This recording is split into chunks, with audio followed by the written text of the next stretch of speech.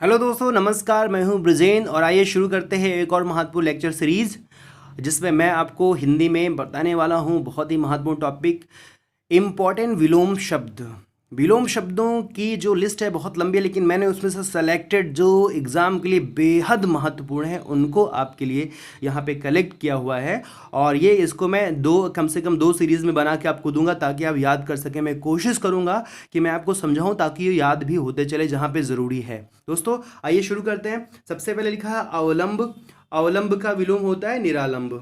अवलंब निरालंब। अतिवृष्टि अनावृष्टि। अतिवृष्टि का मतलब होता है वर्षा की अधिकता। वर्षा की अधिकता अतिवृष्टि है, वर्षा की कमी को बोलते हैं अनावृष्टि। अर्पित। अर्पित मतलब अर्पण करना, ग्रहित मतलब ले लेना, तो अर्पित का विलोम ग्रहित हो जाएगा। अतिथि का मतलब जो हमारे यहाँ मेहमान होता है, आतिथ्य जो मेहमान का स्वागत करता है, जिसको इंग्लिश में गेस्ट और होस्ट कहते हैं, तो अतिथि का आतिथेय है ये। अवलंब का निरालंब, ये भी याद रखना, अवलंब निरालंब। आवर्तक अनावर्तक। आवर्तक का प्रवर्तक नहीं हो जाएगा, गलती मत करिएगा, आवर्तक का अनावर्तक होगा ये, अनावर्तक। आगामी। आगामी इजी है, आगामी मतलब जो आने वाले वर्ष में, विगत मतलब बीते हुए समय में, तो आगामी वर्ष, विगत वर्ष आप सुनते हैं तो आगामी का हो जाएगा विगत। इति। इति का विलोम अथ होता है, ये काफी इंपॉर्टेंट है, इसको याद रखिएगा। इति अथ, इति अथ ये होता है इति का अथ, जो कि बहुत ही अजीब सा लगता है। उन्मीलन। उन्मीलन का निमीलन, ये भी याद रखना, उन्मीलन निमीलन पूछा जाता है। उदार। उदार का मतलब होता है जो दानी प्रवृत्ति का हो। कृपण का मतलब कंजूस प्रवृत्ति का हो। उन्मूलन का मतलब जड़ से खत्म कर देना, समाप्त कर देना। रोपण का मतलब लगा देना जड़ से, तो उन्मूलन का रोपण हो जाता है। ऊर्ध्व का मतलब ऊपर की ओर जाने वाला, अधर का मतलब नीचे की ओर आने वाला, ऊर्ध्व का अधर।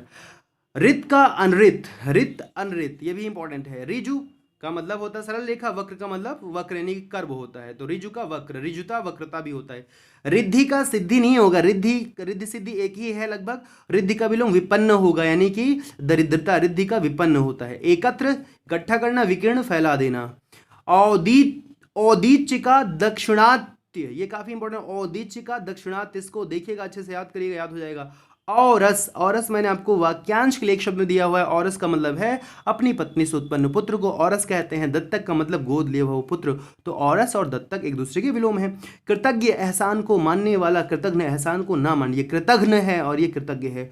कुसुम। कुसुम फूल कहते हैं, फूल होता है कोमल, तो कोमल और कुसुम का पर्यायवाची वज्र दिया गया है। वज्र, वज्र होता है कठोर, वज्र होता है कुसुम का वज्र।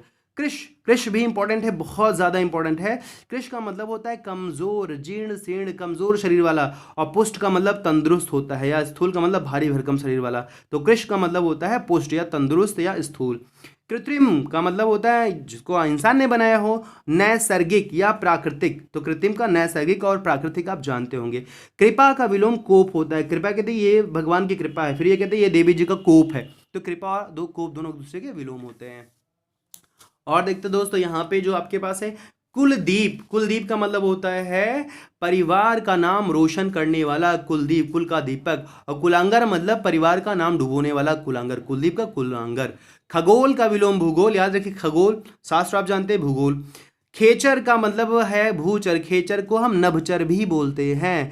नभ में रहने वाले पक्षी और चीजें उनको खेचर कहते हैं, और उसका अपोजिट है भूचर। ग्रहीता मतलब लेने वाला, दाता मतलब दान करने वाला। गीर्ण का विलोम उदगीर्ण, ये भी काफी क्लिष्ट है, गीर्ण का उदगीर्ण याद रखना है। गौड़ का विलोम मुख्य, क्योंकि आपने थॉर्नडाइक के मुख्य नियम और गौड़ नियम पढ़े हैं, तो मुख्य का गौड़ होता है। गौरव का विलोम होता है लाघव। गौरव का मतलब आगे बढ़ने वाला, ऊपर जाने वाला और महानता हासिल करने वाला। लाघव का मतलब निम्नता हासिल करने वाला, नीचे आने वाला, लघु रूप में आना। गरल माने होता है जहर, और सुधा माने होता है अमृत, तो गरल का सुधा हो जाएगा।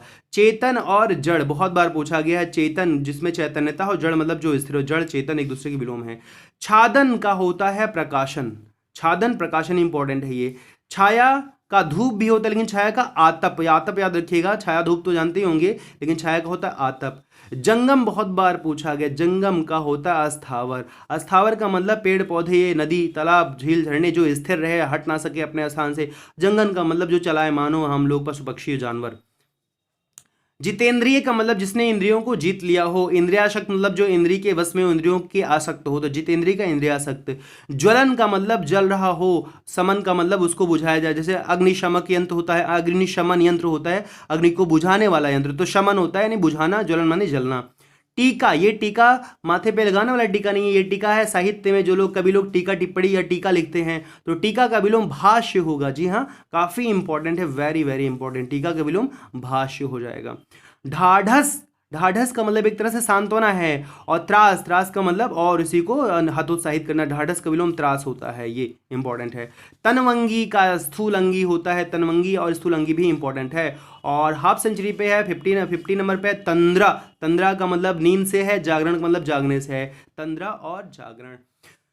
दोस्तों ये थे 50 इंपॉर्टेंट विलोम शब्द, इनको आप 2-3 बार देखेंगे तो आपको पक्का तैयार हो जाएगा। और इसी तरह से मैं फिर से आपको आने वाले 50 या कह लीजिए कि 100 विलोम और दूंगा। अगर इतना तैयार कर लेंगे तो मोर देन एनफ है, ये आपका पूरा कवर कर लेगा, क्योंकि ये बाकी जो सामान्य रूप से आप जानते हो उनको बताने की जरूरत नहीं। भाई दिन का रात होगा, राजा का रानी होगा, और जो भी वैसे मतलब कॉमन से हैं, बहुत सारे हैं जिनको आप ऑलरेडी जानते हैं, तो मैं वही दूंगा जो आप शायद ना जानते हो, अगर जानते हो जिसमें आपको कन्फ्यूजन हो, वैसे विलोम मैं आपको दूंगा ताकि आपकी हेल्प हो सके। दोस्तों अगर ये वीडियो पसंद आया तो प्लीज़ लाइक करिएगा, कॉमेंट करिएगा, दोस्तों से शेयर भी करें, और अपनी तैयारी को एक बेहतरीन तरीके से करते रहें। मेरी तरफ से बहुत सारी शुभकामनाएं, मिलते हैं अगली वीडियो में, तब तक के लिए बहुत सारी शुभकामनाएं। Thank you so much. जय हिंद, जय भारत।